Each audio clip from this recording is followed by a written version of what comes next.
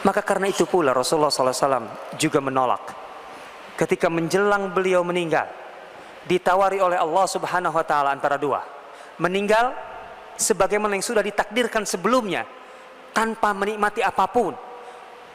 Tampaknya ketika Rasulullah SAW sudah selesai dan atau hampir selesai menyampaikan risalah, Allah Subhanahu wa Ta'ala hendak memberikan bonus kepada Rasulnya.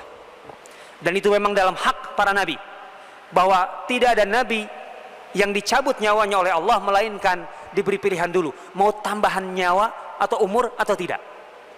Itu khas, itu adalah min khasais Nabi SAW. Itu hanya berlaku untuk nabi. Tidak ada kan yang ditawari kan selama ini? Pengen lain, masalah pengen macam-macam pengen. Diberi panjang umur, ditawari panjang umur. Dan untuk apa panjang umur ini? Untuk lebih dulu menikmati dunia. Yang dibahasakan oleh Rasulullah SAW, mafatih, khazain, kunci-kunci dari perbendaharaan atau pundi-pundi kekayaan dunia, langit dan bumi. Jadi bukan satu kunci dan bukan satu pundi, kunci-kunci, pundi-pundi. Artinya apa? Nih kuncinya semuanya dikasihin, nih semuanya silahkan ambil yang mana, buka yang mana, terserah kamu. Pengen nikmat yang mana? Kan nikmat tuh banyak macamnya kan. Lah kita kalau dikasih semuanya kan juga bingung, gitu ya. Mungkin kita paling mengambil paket gado-gado gitu supaya ada rasanya semua. Jadi kalau dapat satu aja kan luar biasa. Mau nikmat yang mana? Terserah.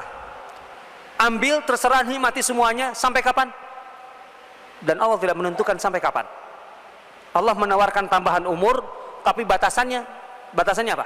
Batasannya Nabi sendiri yang merasa bosan dan kemudian melaporkan kepada Allah, cukup ya Allah sampai sini, cabut nyawaku. Itu ditawarkan kepada Rasulullah. Ini tawaran pertama. Dan tawaran kedua adalah, atau engkau tidak mendapatkan apapun, tidak ditambah umurmu, tidak mendapatkan kenikmatan, artinya engkau akan dicabut nyawamu sesuai dengan ketetapan Allah sebelumnya, dan dalam keadaanmu sekarang serba miskin, serba melarat, serba. 4 kali kalau kita baca riwayatnya Rasulullah ditawarkan ini. Tapi setiap kali ditawarkan itu Rasulullah selalu memilih yang kedua. 2 kali terakhir atau 3 kali yang terakhir adalah menjelang sakit beliau. Kemudian ketika beliau berkhutbah dan menyampaikannya kepada para sahabat sebagai pesan terakhir beliau, yang membuat Abu Bakar menangis meledak. Ketika Rasulullah berkata, innallaha khayyara abdan, atau inna abdan khayyarahullah, ada seorang hamba yang diberi pilihan oleh Allah antara menikmati panjang umur, kemudian kunci-kunci dari pundi-pundi kenikmatan dunia, atau ketetapan Allah yang sudah apa adanya dan kemudian langsung menghadap Allah Subhanahu wa Ta'ala. Hamba Allah itu memilih yang kedua. Para sahabat diam saja karena Rasulullah mengatakan inna abdan khayyarahullah. Ada seorang, seakan-akan Rasulullah sedang menceritakan orang lain. Semua biasa saja reaksinya kecuali Abu Bakar. Tiba-tiba meledak tangisan Abu Bakar. Hebat tangisannya, sehebat-hebatnya, sampai para sahabat bingung, ini kenapa Abu Bakar nangis? Toh Rasulullah kan sedang bilang ada orang yang ditawari Allah Subhanahu wa Ta'ala. Kenapa dia menangis?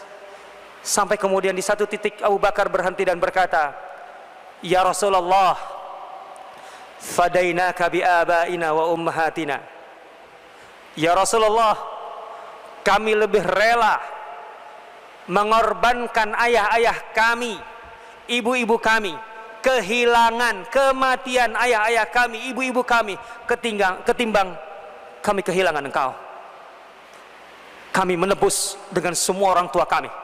Bagi kami engkau lebih berharga ketimbang orang tua kami. Fadainaka bi abaina wa ummahatina. Kaget para sahabat baru kemudian.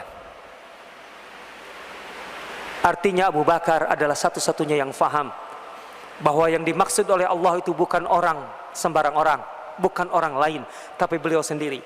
Maka Abu Bakar mengatakan, kami lebih rela kehilangan ayah-ayah kami, ibu-ibu kami, bukan sekadar ayah ibunya Abu Bakar, kami semua, ketimbang kehilangan engkau. Maka Rasulullah kemudian berkata, ya Abu Bakrin la tabki, Abu Bakar hapuslah air matamu. Dan Rasulullah kemudian mengatakan, orang yang selama ini paling tulus memberikan kekayaannya dan persahabatannya di antara kalian adalah Abu Bakar, dan seterusnya. Yang terakhir adalah saat Rasulullah sudah berada di pangkuan Bunda Aisyah. Di pangkuan Bunda Aisyah, di detik-detik terakhir, ketika Aisyah saja tidak sadar bahwa sesungguhnya saat itu malaikat sedang memberi tawaran terakhir kepada Rasulullah sebelum mencabut nyawanya, dan Rasulullah kemudian memberi isyarat terakhir dengan telunjuknya ke atas, Allahumma ma'ar-rafiqil a'la, ya Allah, aku memilih bersama mereka yang di atas sana. Terkulailah tangannya, terkejutlah Aisyah. Saat itu baru kemudian Aisyah tersadar, rupanya Rasulullah sedang diberi pilihan oleh Allah, dan Rasulullah kemudian memilih yang di atas sana. Aku memilih bersama mereka yang di atas sana. Beliau memilih untuk meninggalkan kita dan tidak lagi bersama kita. Itu kata Bunda Aisyah radhiyallahu anha. Kenapa dunia begitu ringan?